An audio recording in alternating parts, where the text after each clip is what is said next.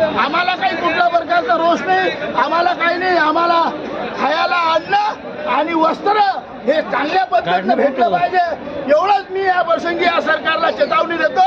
आणि या सामान्य माणसाचा, सर्व या घटकातल्या लोकांचा तुम्ही न्याय करून तुम्हाला लाडकी बहीण देण्यासाठी कुठल्याच प्रकारचं काही करावं नाही लागलं, परंतु हे काम करणारे लोक असल्यावर यायला रस्त्यावर याचं काम करू राहिलं.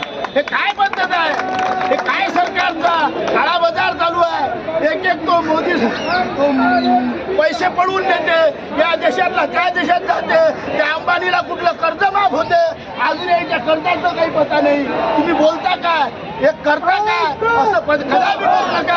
आणि बाबासाहेबांच्या विचाराला, छत्रपती शिवाजी महाराजच्या विचाराला न्याय देऊन या सामान्य माणसाचं आजच्या तारखेत यायला निवेदन कर देऊन यायच्या या लेकरा बाकरा आणि काम करण्याची ऊर्जा द्या. खरं काम तळातूनच होते, हे तळ आहे.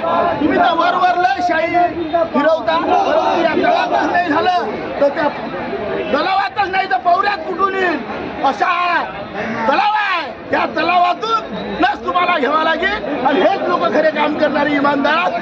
एवढं मी बोलतो आणि माझे 2 शब्द समाप्त करतो. जय हिंद, जय भारत.